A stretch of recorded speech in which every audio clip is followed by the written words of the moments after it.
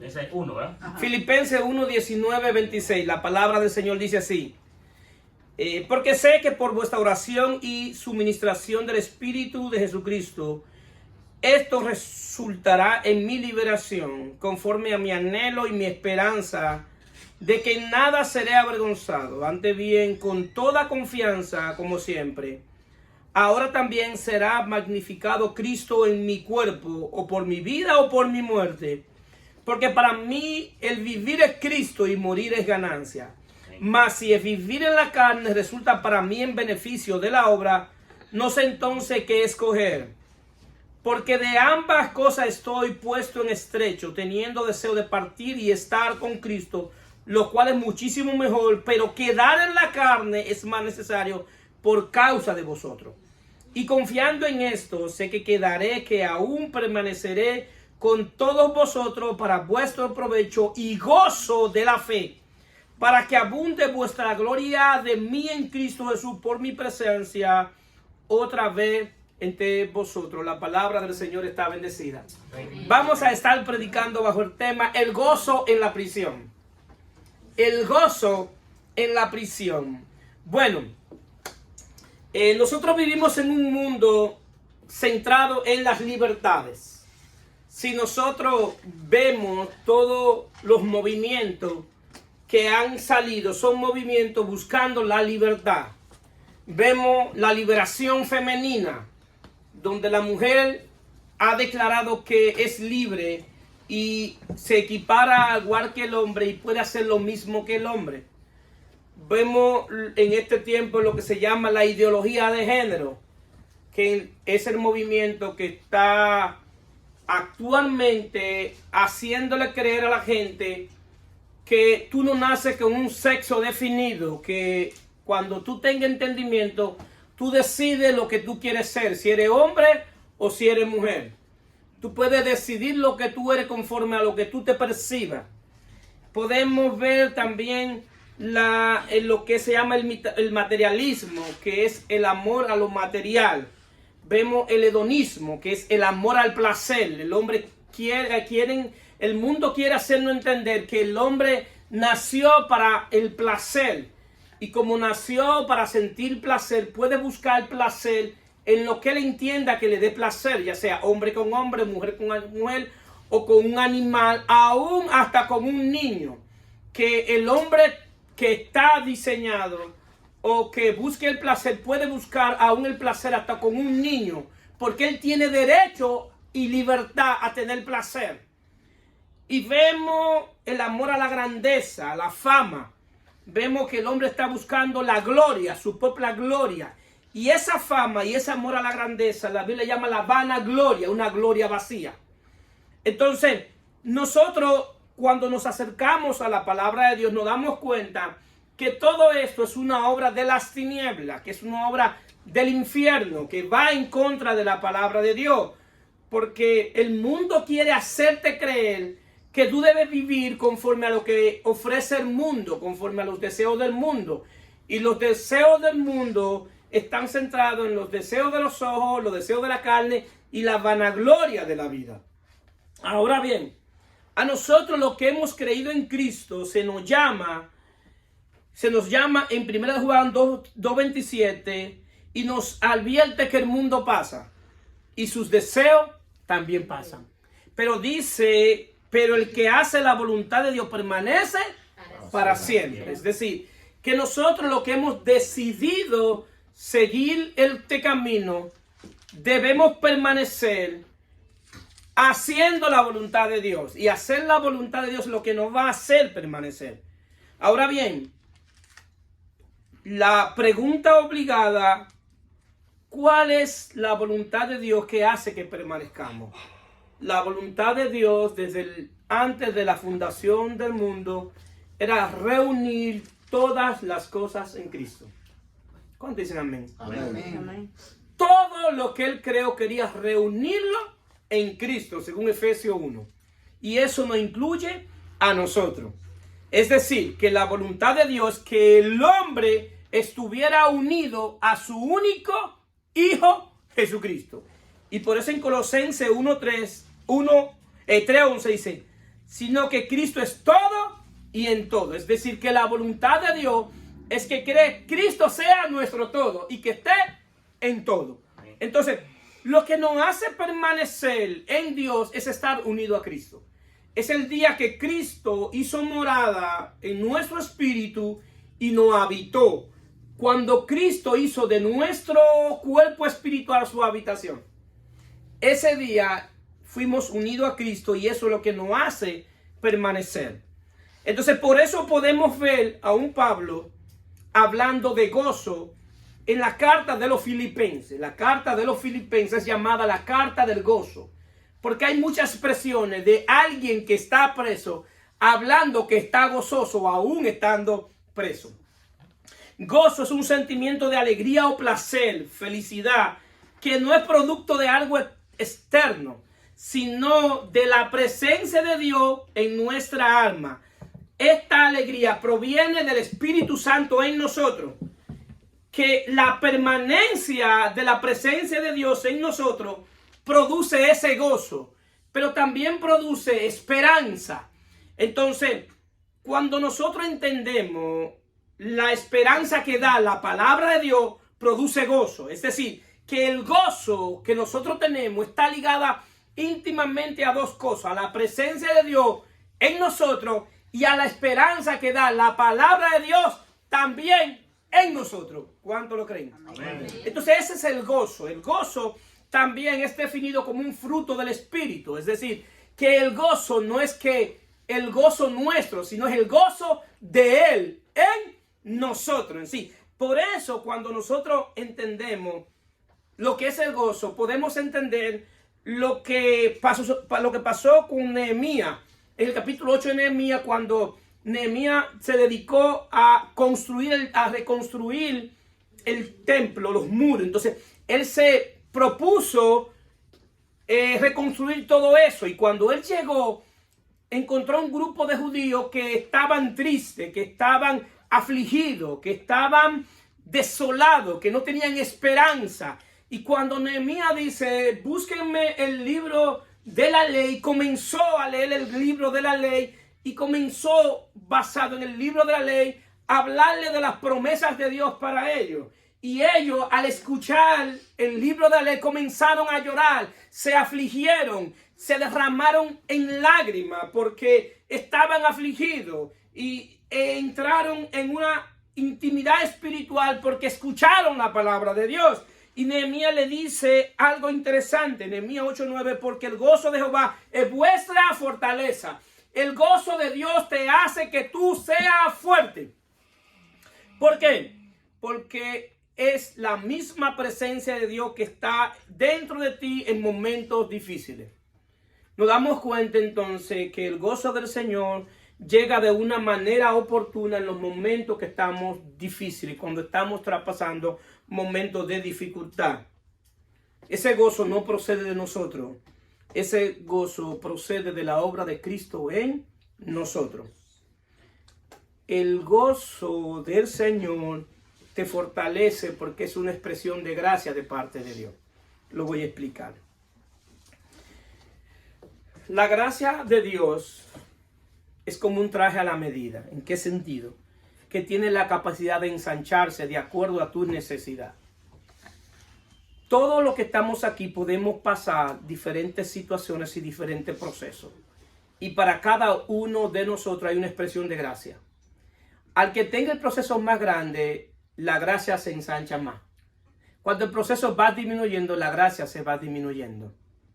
Es decir, que a medida que el proceso es más grande y se hace más fuerte, la gracia se ensancha y tú sientes más gozo. ¿Por qué? Porque es una obra que Dios está haciendo, es una manifestación de su gracia. Y es por medio a la obra del Espíritu. Esa es la diferencia que nosotros tenemos hoy del Dios que se nos revela dentro de nosotros a un Dios que está afuera. Y Jesús quiso explicar y hablar de esto, y hablar del Espíritu Santo. Y Jesús habla en Juan 14:26. Dice, mas el Consolador, el Espíritu Santo, a quien el Padre enviará en mi nombre, Él lo enseñará todas las cosas y recordará todo lo que yo he dicho. La paz os dejo, mi paz os doy. Yo no la doy como el mundo la da. no se turbe vuestro corazón, ni tengáis miedo. Habéis oído que yo os he dicho, voy y vengo a vosotros. Si me amáis, os habrá regocijado, porque he dicho que voy al Padre, porque el Padre mayor es que yo. Jesús está hablando en un momento donde está diciendo que ya él parte y que él va a enviar el Consolador, que es el nombre del Espíritu Santo. Es decir, que en medio de los procesos el Espíritu de Dios viene a consolarnos. Es el Paracleto, es nuestro ayudador. El Paracleto es una palabra griega de alguien que va contigo a la corte a ayudarte, a defenderte delante de un juez. Sirve como un abogado. También el Paracleto es alguien en el cual un bastón en lo que tú te soportes, en lo que tú te apoyes. Es decir, que el Espíritu Santo ahora viene a nosotros para consolarnos, para traer paz, para que nuestro corazón no se turbe, para que no tengamos miedo sin importar la situación que estemos viviendo. Entonces, ¿qué sucede? La parte más interesante que aquí yo veo es que el Espíritu Santo viene como consolador. Y ahora viene dentro de nosotros y está operando en todo aquello que han creído en Jesucristo. Aunque usted no lo entienda, aunque usted no lo vea, el Espíritu Santo está operando en cada uno de ustedes. Amén. El hecho de usted estar aquí es porque el Espíritu Santo está operando en ustedes. Amén. Aquí nadie vino porque quiso venir. Aquí la gente vino porque el Espíritu Santo le convenció de venir. Porque esa es la obra del Espíritu Santo, de convencernos.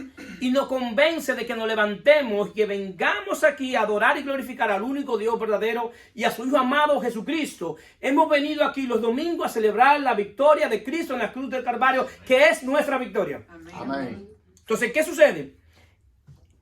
La expresión más exacta del Evangelio, yo creo que es dicha por Pablo.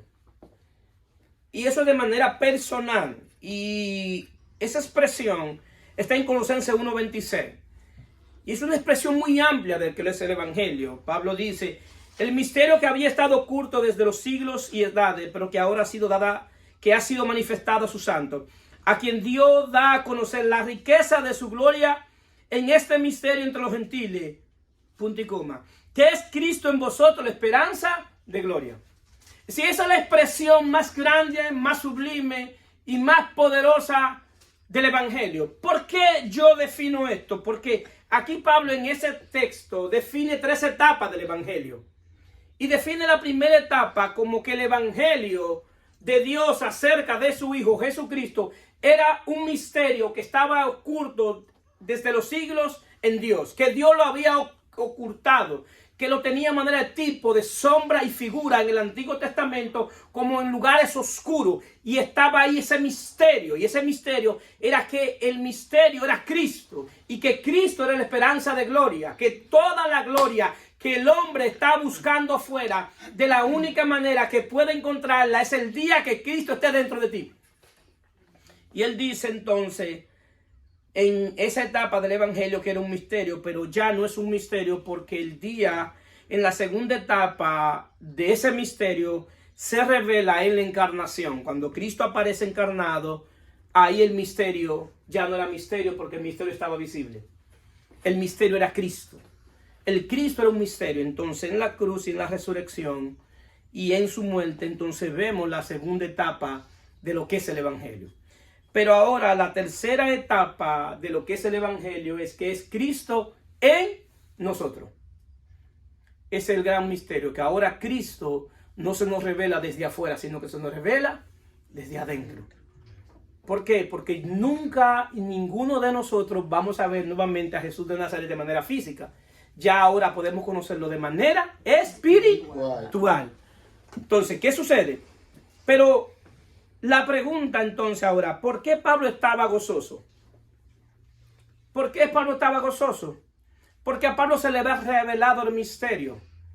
Y en Pablo, en ese momento que está en prisión, se cumple lo que Jesús dijo acerca del Consolador.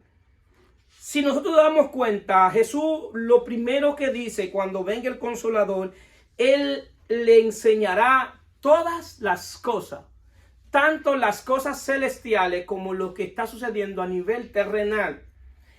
Y Pablo entonces ¿Qué estaba pasando con el Espíritu Santo y él en la prisión? Que el Espíritu Santo le estaba enseñando cómo vivir en la prisión. Cómo se debe vivir en la prisión. Y por eso Pablo dice que él aprende, que lo que él es, lo explica en Filipenses 4:11, dice: no lo tengo porque tenga escasez, pues he aprendido a contentarme cualquiera que sea mi situación. Señores, nosotros como cristianos y como hijos de Dios debemos aprender a contentarnos cualquiera que sea nuestra situación. Nosotros, todos los que estamos aquí, cuando las cosas no están saliendo bien, lo primero que hacemos es pasarle factura a Dios. Mira lo que yo hago, mira cómo voy a la iglesia, mira cómo yo doy de mi finanza, mira cómo yo me sacrifico para la iglesia y para los hermanos, y tú no haces nada por mí. El asunto es que el momento que tú estás viviendo es el momento que Dios está utilizando para enseñarte algo acerca de ti mismo, de la vida y de quién es Dios.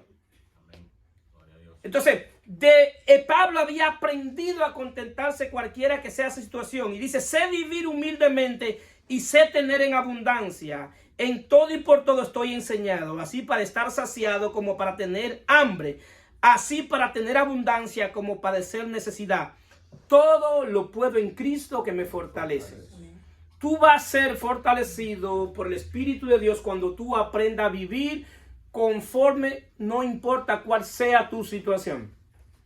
Es decir, que la situación que tú estás viviendo no sea lo que desequilibre nuestras emociones, que tus emociones sean afectadas por algo que está pasando afuera. Entonces, el asunto es que cuando alguien emocionalmente está desestabilizado, perdió la batalla. Perdió completamente la batalla. Por eso, una de las cosas más importantes que el Espíritu de Dios tiene que hacer es tomar el control de nuestra voluntad, transformar nuestra mentalidad y sanar nuestras emociones. Muchos de nosotros llegamos a Cristo con nuestras emociones dañadas. Y es algo que yo tengo que identificar qué área de mi vida, de mi cuerpo espiritual está dañada. ¿Para qué? Para que yo trabaje con esa situación. Porque si algo que está afuera afecta lo que está adentro, entonces es síntoma de que hay algo dentro que está dañado.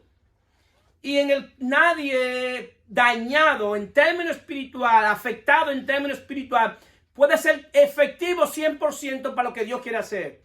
¿Por qué? Porque el día que el enemigo quiera desestabilizarte, lo que va a hacer, que va a provocar algo fuera para que tenga un efecto dentro. ¿Cuántos están aquí? Amén. Entonces Dios quiere a trabajar en esto, pero de la manera que Dios muchas veces sana nuestras emociones es permitiendo procesos, diferentes tipos de procesos. Hay procesos de escasez. En esos momentos de escasez, Dios te está enseñando a que tú dependas de Él. A que tú aprendas ahí a la presencia de Él, reconociendo que quien te puede suplir es Él. Entonces, en momentos de enfermedad, Dios permite muchas veces la enfermedad para que tú dependas de Él como que Él es tu sanador. En momentos de dificultad, de guerra, Dios permite todo eso para que tú entiendas que Él es tu paz. Entonces Dios tiene que trabajar. ¿Por qué? Porque la vida en el Espíritu no se forma en un vacío. Yo esto lo he dicho 10,080, 40 veces. Así que Dios tiene que permitir todo eso para que nosotros aprendamos a vivir conforme a la nueva vida en Cristo. ¿Por qué? Porque hemos aprendido a vivir conforme a la vida del hombre caído, la vida de Adán. Ahora que hemos nacido de nuevo, ha sido por la vida de Cristo que Dios me ha unido a Él. Y en esa vida yo tengo que aprender. Entonces yo aprendo cuando Dios en el proceso permite que yo esté. ¿Por qué? Porque el verdadero evangelio, el evangelio que la Biblia enseña, no exhibe a nadie de proceso. Si nosotros leemos los textos clave, Jesús habla de los dos cimientos, el que edifica sobre la arena y el que edifica sobre la roca. Sobre los dos vinieron viento, lluvia y tempestad. La diferencia fue quién tenía un buen fundamento. Esa es la diferencia. Sobre los dos llegaron. Y dice que el que edificó sobre la roca, que el que edificó sobre la arena fue grande su ruina, pero el que edificó sobre la roca estaba firme, porque estaba sobre la roca firme, que es nuestro Señor y Salvador Jesucristo. ¿Cuántos lo creen? Amén. Denle un aplauso a Cristo.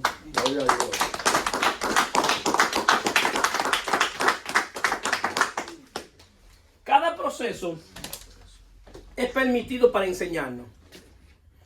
El problema es que cuando tú te quemes en el proceso, pasa que igualito que cuando tú vas a la escuela o la universidad, que te quemen una materia que tienes que repetirla. Lo voy a repetir. El que ha ido a la escuela o ha ido a la universidad, le dan una prueba para ver si lo que le han enseñado en ese periodo lo aprendió.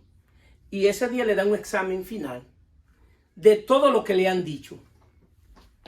Si se quema, tiene que repetirlo. Si pasa el examen, lo promueven de curso. En la vida del Espíritu también es así. El proceso que tú estás viviendo es el proceso donde tú tienes que preocuparte en sacarle una A bien grande a Dios. ¿Para qué? Para que puedas pasar de curso. Porque si no, te darás cuenta que volverá el proceso. Por eso hay mucha gente que siempre está en el mismo proceso. Y tú le preguntas, hace 5 años, tú le preguntas, ¿cómo usted está? Aquí, como Dios quiere. Hoy tú le preguntas, ¿cómo tú estás? Aquí, como Dios quiere. Pasando la de Caín. Bueno, si tú viniste al Cristo a sufrir, a mal pasar y a pasar la de Caín, mejor te hubiese quedado en el mundo.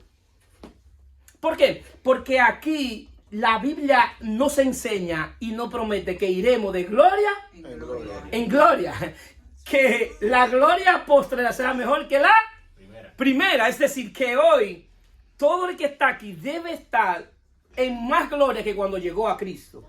Es decir, debe estar en un curso más avanzado. Entonces, ¿qué sucede? El proceso es lo que te enseña. Y te enseña a aprender a vivir bajo la nueva orden del Espíritu, bajo el régimen del Espíritu. Y eso es lo que hace que tú seas fuerte. Pablo estaba fortalecido en la cárcel porque había aprendido a vivir en la cárcel. ¿Cuántos de nosotros seremos capaces de aprender a vivir en la cárcel? Entonces, ¿qué sucede? Una de las cosas también, otra de las cosas que Pablo le había fortalecido y le había ayudado, es que los pensamientos de Pablo no estaban centrados en sí mismo. Yo estoy seguro que todo lo que estamos aquí, nuestra vida y nuestros pensamientos están centrados en nosotros mismos. El asunto que tú no has entendido todavía lo que es el evangelio y qué es la vida cristiana, si nuestros pensamientos están centrados en nosotros mismos.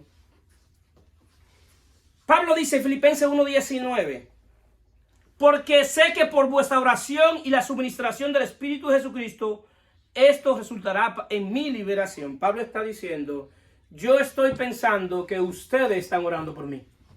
Y yo sé como ustedes están orando por mí, y porque tengo el Espíritu Santo de Dios, a mí de aquí me van a liberar.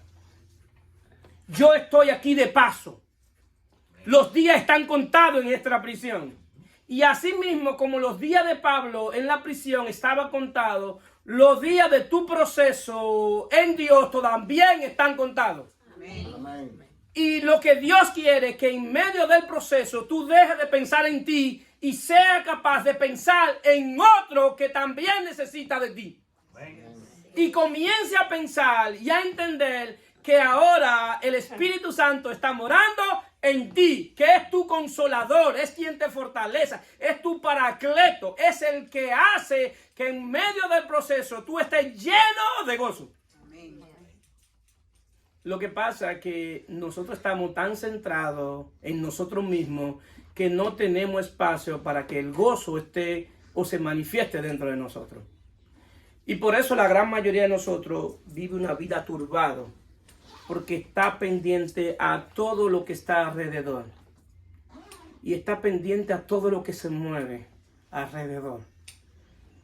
Y eso hace que el enemigo tome ventaja porque viene lo que se llama la distracción. Y cuando tú te distraes, no eres efectivo para hacer lo que Dios quiere que tú hagas. Entonces, Pablo tenía paz porque había hecho de Cristo su propia vida. Señores, graves en esto. Para que la palabra del Evangelio funcione en nosotros, Cristo no solamente debe ser mi Salvador. Cristo debe ser mi Señor, debe ser quien señoríe mi vida, hasta que Él llegue a ser mi propia vida. Hasta que Cristo no llegue a ser nuestra propia vida, nosotros estaremos viviendo nuestra propia vida. Y la idea es que Cristo viva a través de nosotros. ¿Cuántos lo creen? Amén. Esa es la idea del Evangelio. Que Cristo continúe su ministerio. Que el ministerio que pasó de ser un ministerio terrenal a un ministerio celestial, ese es el ministerio de Cristo, pero Él mandó su Espíritu a la iglesia y el Espíritu ahora viene como un depósito para que Cristo viva en nosotros y para Él continuar el ministerio. Y Pablo llegó al entendimiento que porque para mí es Cristo y morir es ganancia. Lo más difícil que nosotros podemos entender es la muerte, pero para el que está en Cristo es ganancia. Amén. Al que no está en Cristo, tú no le puedes explicar esto porque no lo va a entender. Porque nosotros estamos tan aferrados a esta vida que un día va a acabar y el problema es que no creemos que va a acabar. Algún día, si Cristo no viene de aquí a allá, todos nosotros estaremos dentro de una caja de muertos, físicamente. Pero espiritualmente, si hemos creído en Cristo, estaremos en la presencia de Dios. Entonces, lo que pasa es que nosotros no nos detenemos a pensar el día que está fijado para yo partir de este mundo. Y el día que parte, ¿dónde voy a abrir los ojos? Ahora bien, si el día que tú hagas de Cristo tu propia vida, tú estarás con Él en gloria juntamente con Él. Es más, tú dirás, donde yo estoy, no quiero volver. Aquí hay tanta gloria y aquí hay tanta presencia de Dios que yo prefiero estar aquí. Pablo lo dice, porque Pablo es llevado al tercer cielo y dice, para mí es mejor quedarme en este lugar. Pero quedar en la carne, es decir, quedar de manera física es mejor, es bueno. ¿Por qué? Por el bien del Evangelio. Es decir, que para Pablo lo único importante no era su vida, sino la predicación del Evangelio. El asunto es que cuando hablamos del Evangelio, todos nosotros hemos escuchado muchas veces esa palabra del Evangelio. Y el Evangelio ha sido tan contaminado que la gente dice que no sabe en qué creer, en qué Evangelio creer. Nosotros vemos ahora un Evangelio centrado en la gloria del hombre. Y vemos predicadores famosos y muchos de nosotros hasta posteamos esos predicadores famosos con un mensaje electrizante. Y cuando tú analices ese mensaje electrizante a raíz de las Escrituras, ese predicador, aunque tiene nombre famoso, lo que está diciendo por las redes es un disparate. Lo peor no es eso, lo peor es que nosotros le decimos amén. Y lo posteamos en diferentes grupos para que vean lo que dijo el predicador, la predicadora famosa. Y cuando analizamos el mensaje y lo ponemos en la Biblia, nos damos cuenta que es humanismo, que está centrado en la gloria del hombre. Vemos también ahora la amenaza del Evangelio, que es el judaísmo, que ha vuelto a resplandecer. Vemos el mensaje de la confesión positiva. Y porque lo dijo fulanito de tal, porque es famoso y tiene una gran iglesia y tiene 3,000 y 5,000 seguidores en la iglesia, lo que él dice es palabra de Dios y te dice, confiesa lo que tú quieres que se hará visible porque tu confesión hace que realidades. Eso es misticismo. Eso no es evangelio. Y la gente le agrada porque ahora te ponen a decir lo que tú pienses se va a crear. Como que tú eres un creador y que tú creas tus propias realidades.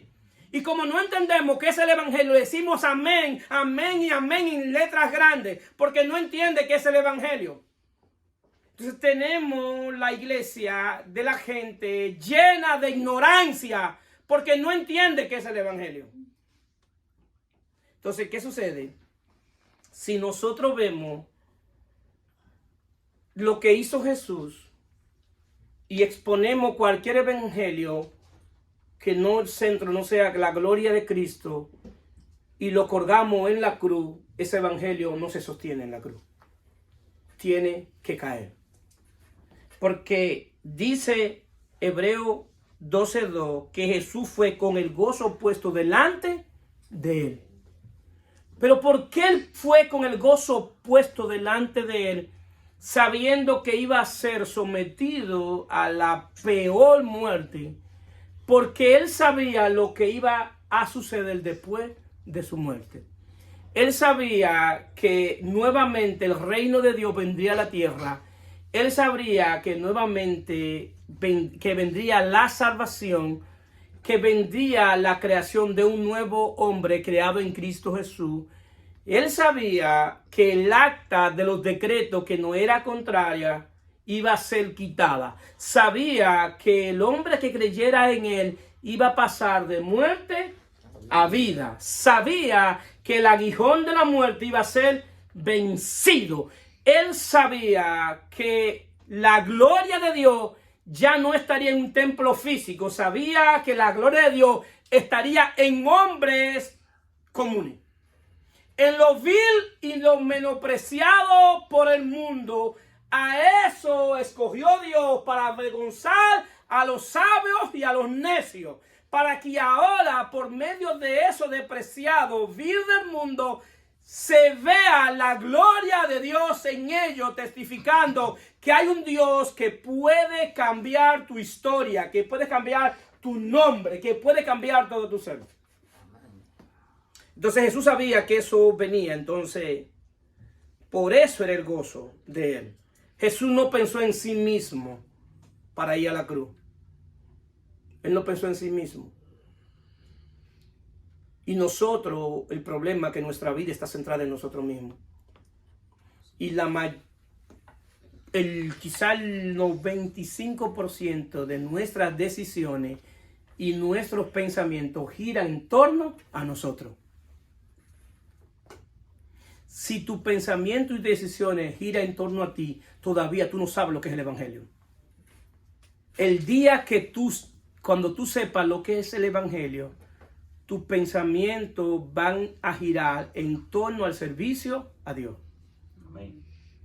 Y eso incluye que no solamente va a pensar en otro, sino que también por amor a Dios va a pensar en otro. ¿Cuántos están aquí? Amén. Filipenses 2:5 dice: haya pues en nosotros este sentir que hubo también en Cristo Jesús, el cual en siendo forma de Dios no estimó a ser igual a Dios como cosa a que aferrarse. Él está diciendo que haya esta misma manera de pensar que hubo en Cristo Jesús, que Él no pensó en sí mismo. Es decir, que yo necesito que mis pensamientos ahora no estén centrados en mí, en mi bienestar, en mis caprichos, en lo que yo deseo, en lo que yo creo, en mi ideología, en lo que yo quiero que se logre, en lo que yo quiero que se pase. No, nuestro pensamiento tiene que estar en que la obra de Cristo avance, que la obra de Dios avance. Y eso no implica que nos vamos a descuidar de nosotros. Pero hay una promesa para aquellos que sus pensamientos están centrados en eso. Porque Jesús dijo: buscad el reino de Dios y su justicia, y lo demás será añadido. Hay cosas que nosotros no le hemos pedido a Dios, que Dios nos la va a añadir por estar buscando el reino de Dios. Amén. Amén. Entonces, el gozo. ¿Cómo se puede definir que alguien que está preso puede tener gozo? Cuando tú entiendes qué es el evangelio, no hay manera que la prisión, la bancarrota, la enfermedad, la estrechez económica, los momentos difíciles te roben el gozo. ¿Por qué? Porque mire cómo define Pablo la prisión. Filipenses 1:12. Quiero que sepáis, hermano, que las cosas que me han sucedido han redundado más bien para el progreso del evangelio. ¡Qué hombre este! Esta prisión es para bien del evangelio. Yo estoy preso para bien del evangelio. Si yo no estoy preso porque el emperador me mandó a meter preso. Yo estoy preso porque Dios quiere que yo esté preso para el progreso del evangelio. ¿Qué mentalidad? ¿Qué mentalidad de lo que es el evangelio, de lo que es el propósito eterno tenía este hombre? ¿Usted se imagina ahora nosotros? El diablo me metió preso. No, yo estoy preso por el bien del evangelio. De tal manera que mis prisiones se han hecho patentes en Cristo. Él llamaba a sus prisiones que su prisión era en Cristo. En todo el pretorio y en todos los demás, y la mayoría de los hermanos, cobrando ánimo en el Señor con mis prisiones, se atreven mucho más a hablar la palabra sin temor. Pablo, estando preso, era capaz de darle ánimo a los que estaban afuera, de hablarle de un evangelio. Pero que nosotros entonces, como estamos centrados en la gloria del hombre, la gente entiende que lo que te da gloria es un título. Y por eso hoy la gente quiere tener el título, para que lo llamen por el título. Y Pablo era el apóstol de Timoteo. Y ahora la gente se siente orgullosa porque su apóstol es famoso, o porque su pastor es famoso. ¿Y de quién tú eres? ¿En qué iglesia estás? En la iglesia de fulanito de tal. El ungido de Jehová. Y cuando iban a Timoteo, le decían: Timoteo, ¿dónde está tu apóstol? Preso en una cárcel. Aleluya. Amén. Mi apóstol está preso en una cárcel. Y ahora la gente está buscando un evangelio que su apóstol esté grande en las naciones. Sin embargo, Timoteo, mi apóstol está preso en una cárcel. ¿Y por qué está preso? Por predicar el evangelio de Jesucristo. Amén. Por eso está preso. Y me siento orgulloso de sus prisiones. Porque él estando preso me da ánimo a mí que estoy suelto. Bendito sea su nombre. Amén. Nosotros no hemos entendido lo que es el evangelio, queridos hermanos. ¿Por qué? Porque no se nos ha enseñado lo que es el evangelio. Porque el evangelio que nos han enseñado es una vida centrada en nosotros. Este hombre está preso y todavía está pensando en sus hermanos. Está preso y dice: ha redundado para bien del evangelio, porque en el pretorio la gente se acerca de mí y yo le predico el evangelio desde los barrotes. Y estoy preso, porque él estaba preso, cuando escribe Filipenses, estaba preso bajo cadena. Y estando en cadena, cuando pasaba una gente le decía: Cristo te ama, ven a Cristo. Ven a Cristo, que hay salvación. Porque él entendía que lo que él tenía por dentro era más fuerte que lo que estaba por fuera. Y así mismo es para nosotros, queridos hermanos. El que se nos metió por dentro es más poderoso que todo lo que está por fuera y lo que está pasando.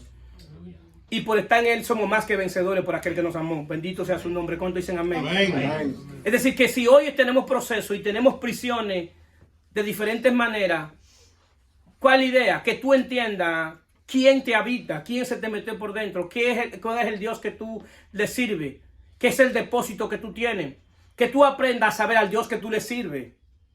Entonces, ¿qué sucede?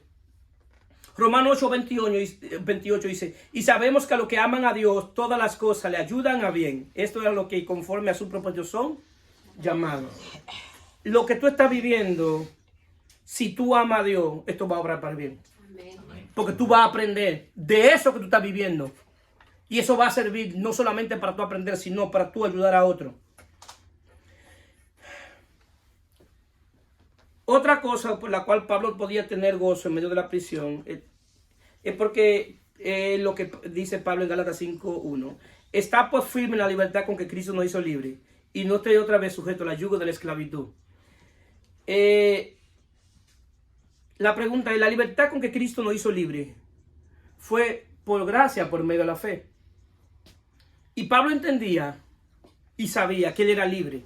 Que aunque él estaba en prisión físicamente, en términos espiritual, era libre. Porque la gracia que lo alcanzó el día que él iba a Damasco es la misma gracia que estaba con él en medio de la prisión.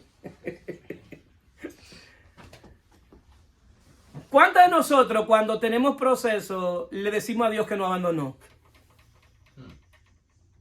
Tú te olvidaste de mí y me abandonaste. Pablo sabía que el mismo Dios que se le reveló camino a Damasco era el mismo Dios que estaba con él en la prisión. Y el mismo Dios que tú conociste el día que te arrepentiste es el mismo Dios que está contigo en el proceso. Amén. No es otro. Él no ha cambiado. Él es inmutable. ¿Qué es inmutable? Que no se muda. Y si Él está en ti, Él está en ti. Entonces, ¿qué sucede? Esa misma gracia, tú debes permanecer en la misma gracia y en la misma fe en medio del proceso. Hay gente que en medio del proceso quieren abandonar a Dios y irse, me voy de Dios, no le voy a servir a Dios porque estoy en el proceso.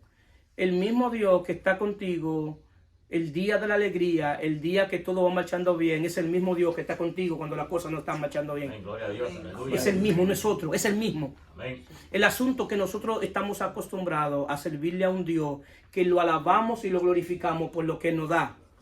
Dios no debe ser alabado y exaltado por lo que nos da. Dios debe ser alabado y exaltado por lo que Él es, por lo que hace y por lo que hizo.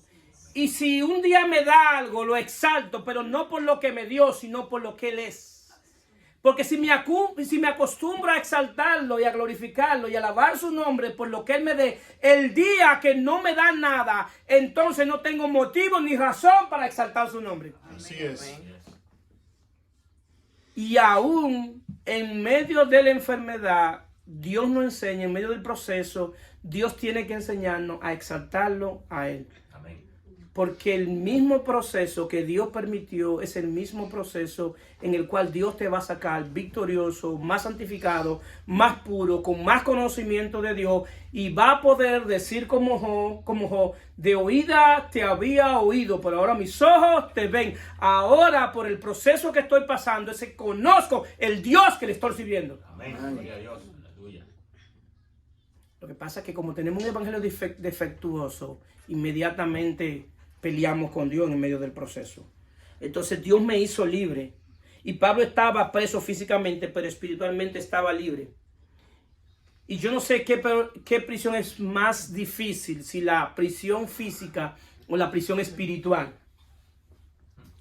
La prisión espiritual es tan fuerte que el que está preso en términos espiritual, lo primero que le pasa es que no puede adorar.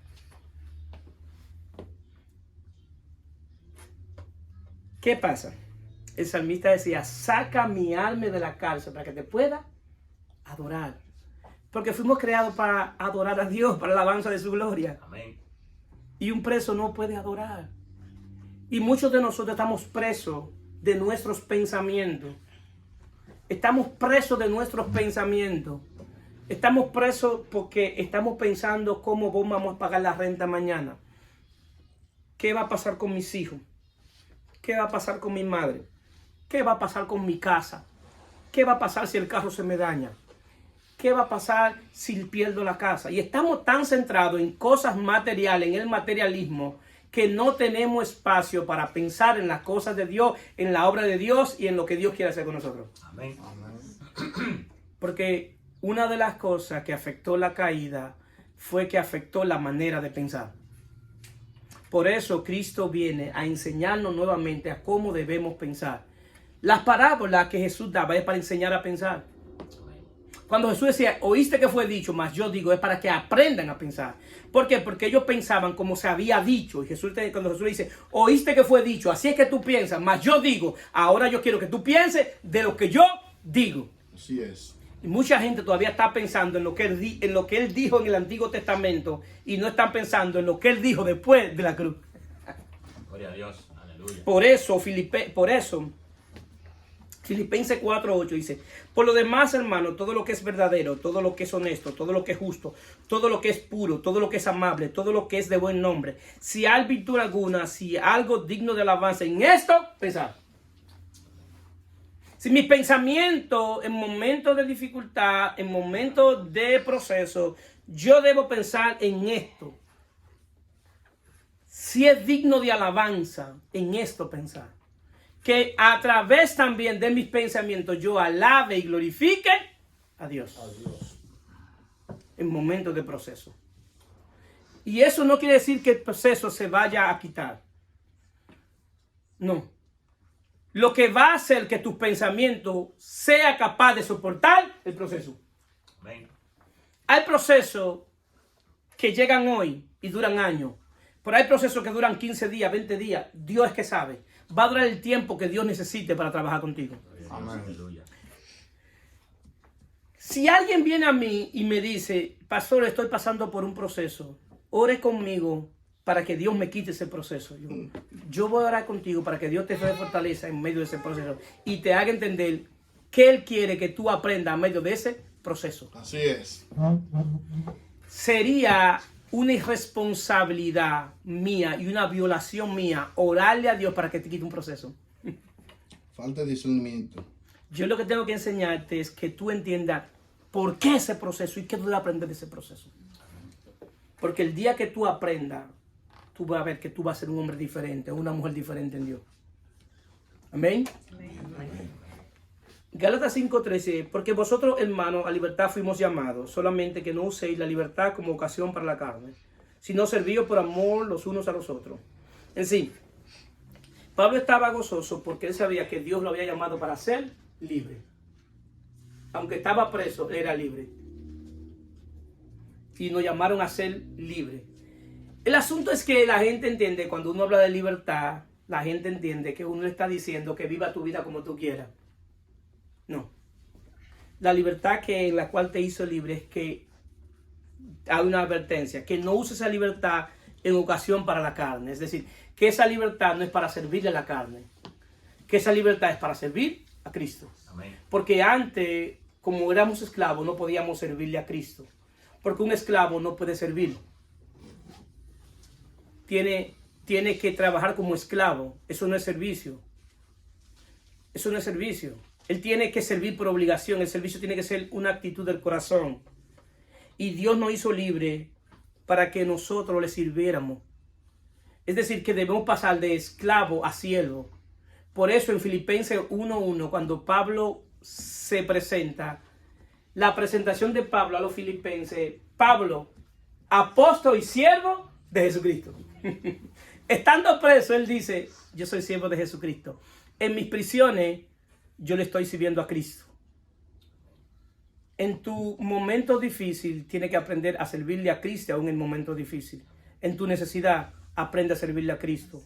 En tu escasez, aprende a servirle a Cristo. En tu bancarrota, aprende a servirle a Cristo. Cuando se te dañó el camión, aprende a servirle a Cristo. Cuando los blogs no prende, aprende a servirle a Cristo. Cuando la estufa no prende, aprende a servirle a Cristo. Cuando el pago se dañó, aprende a servirle a Cristo. Es en todo momento que debemos aprender a servirle a Cristo. ¿Por qué? Porque si no aprendemos a servirle a Cristo, vamos a ser esclavos de las circunstancias. Y fuimos llamados a libertad. Es el mismo servicio, lo que cambia la motivación. Y la Biblia enseña cómo es que se cambia la motivación, para finalizar. La Biblia enseña en Éxodo 21 la ley de los esclavos que Dios estableció en Israel. Y la ley de los esclavos que Dios estableció en Israel era que cuando los hebreos compraran un esclavo tenían que trabajar 6 años. Y al 7º año él tenía que ser libre. Pero si su esposa que él consiguió y sus hijos que él tuvo en ese momento lo estuvo bajo esclavitud, tenían que ir delante del juez de aquellos tiempos y decirle al juez, yo no quiero ser libre de mi esclavitud. Yo quiero ahora servir a mi amo porque lo amo. Lo amo a él, amo a mi esposa y amo a mis hijos. Y el amo entonces ahí delante del juez le abría un hoyito aquí en la oreja. Y él se quedaba sirviendo, haciendo lo mismo que le hacía antes. Lo que cambiaba era la motivación del servicio. Él comenzaba a servir por amor. Ya no por obligación. Entonces, la manera de salir de ser esclavo, aún de todo nuestro ritual que nosotros hacemos como cristianos, nosotros muchas veces criticamos otra religión, pero somos tan ritualistas como ellos. ¿Por qué? Porque nosotros hemos hecho del evangelio un ritual. Y vivimos haciendo rituales creyendo que eso es lo que me valida para servirle a Dios. Y lo que se te valida para servirle a Dios es que tú quieras servirle por amor. Amén. Porque cuando te abran el oído, es lo mismo que pasa con lo que Jesús dijo. Mis ovejas me conocen y escuchan mi voz y la siguen. Ahí es que tú verdaderamente vas a poder servirle a Dios, porque tú vas a escuchar la voz de Dios y le vas a seguir. Y porque del amor de Dios ha sido derramado en tu corazón y tú vas a poder servirle verdaderamente. y aún en la prisión y en cualquier momento tú vas a poder estar gozoso. Se pueden poner de pie.